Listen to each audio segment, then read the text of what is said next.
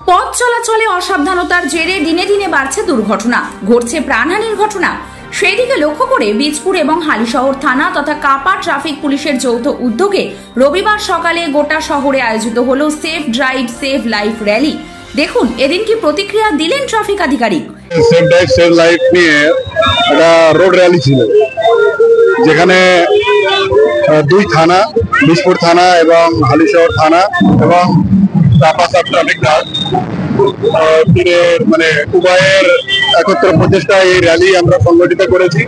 Construction, Kalyani, গাছড়াপাড়া, Halisahar, রাজবাড়িহাটি, Jharpara. Phone করে বিস্তারিত জানুন। Gita construction 6289063557 9831478795।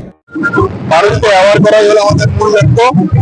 Safe drive save life প্রকল্পের দ্বারা অনুপ্রাণিত হয়ে সকল মানুষ যাতে করে রাস্তায় সুরক্ষিত থাকে, সেটাই আমাদের প্রচেষ্টা। এই যে বর্তমানে যে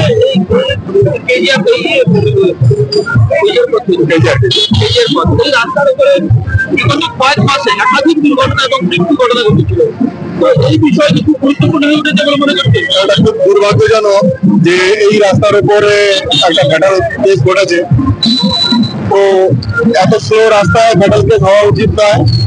এটা যারা চালক তাদের কিছুটা ভুল ছিলই, যাতে করে এই ভুলটা আগামী ভবিষ্যতে না দৌড়ায় তার জন্য আমরা প্রচেষ্টা করি। এই রাস্তাগুলো আবার থেকে শুরু হয়ে গেছে, যানজট বাড়ছে বলে মনে করছে। অ্যাকচুয়ালি এটা তো বড় মার্কেট প্লেস, কিছু যানজট তো থাকবেই। তবে আমরা গত পরশুদিন অটো রোডের সঙ্গে মিটিং করেছি যানজট মুক্ত করার জন্য। আজকে দেখতে পাচ্ছেন অনেকটাই মুক্ত আছে যানজট। রাশ বাইকিং এর একটা অভিযোগ আছে, বাইকার যারা রয়েছে বাইক রাইডিং করে খুব স্পিডে, তাদের জন্য কি ব্যবস্থা করা যাবে? ওটা স্পেশাল ড্রাইভ চলছে আমাদের, প্রতিদিনই আমরা স্পেশাল ড্রাইভ দিই। যখনই ওরকম কোনো সিচুয়েশন দেখছি আমরা তখনই প্রপার অ্যাকশন নিচ্ছি। এই কর্মসূচিতে দেখা গেল হালিশহর তথা বীজপুর পুলিশের সাথে পথে হাঁটলেন মহিলা পুলিশ ও সিভিক ভলেন্টিয়ার। 24 ঘন্টা লাইভের জন্য রাজীব গুপ্তা রিপোর্ট।